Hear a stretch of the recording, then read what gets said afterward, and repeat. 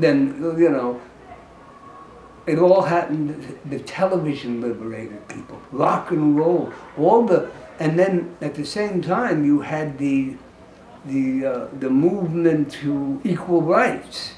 You know, the blacks were marching. I marched in Boston. You know, they wanted equality. And believe it or not, one of the main things, other than what you think, like Martin Luther King, that did the most for integration, was rock and roll. Once the kids started dancing together, blacks and whites, and we really appreciated their music more than our own, and once we started dancing them, the next thing, you know, we were fucking them. And once we were fucking them, babies were springing up, and it just kind of did a lot to end racism, rock and roll. Another thing that ends racism is the ever-growing prison population, because at first the prisons were segregated. Black people, white people. Then they ended segregation, I believe with Lyndon Johnson, right? And blacks went to jail together. Now we weren't just dancing together, we were living together. We depended on each other. We had a common enemy, the guards. We had to work together. Hey, these guys are good guys, just like me, you know?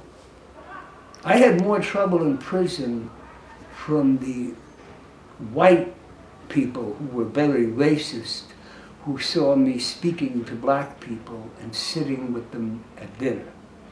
You know, you weren't supposed to do that. They would come over and tell me, I'm sorry, you can't sit with them.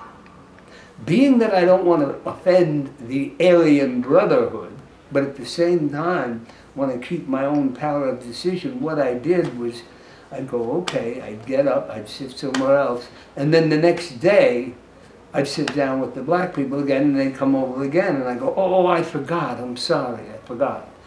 And eventually they stopped bothering me because I just kept forgetting and doing it again, and being that I was older, I could easily pass as a forgetter. What, like in the 60s, how did like the whole rock and roll and Vietnam thing play into the popularity of marijuana? Well, once kids dropped out and realized that the government was a lot of bullshit going to war with this little bitty country, we realized that a lot of stuff was bullshit. And the television, unlike movies, which had been around a while, everyone was coming into your house, in your living room. And the television was very restricted at first. You couldn't even see people kissing. Now, you're seeing people getting butt fucked on the, you know, on the computer. And it just made everybody want to be free, and then we tried grass, and then we said, hey, we're not going over there to fight. And especially when Muhammad Ali came along, and, you know, he was one of the bravest guys, not only in fist fighting, but just that he said, I'm not going, you know, you can't make me. So everyone kind of went, well, then we're not going either. He was a great leader and a great, he was maybe the greatest man. Him, Martin Luther King, and Jonas Salk were my heroes. You know, Jonas Salk kicked the shit out of polio. You know, Muhammad Ali kicked the shit out of the draft. Martin Luther King knew he was going to be assassinated and went ahead with it anyway. These guys were great heroes to me. So that's how the Vietnam affected everything, and that's how I got out of going.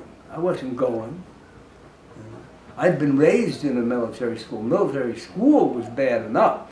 Actually fighting with people I don't hate? No.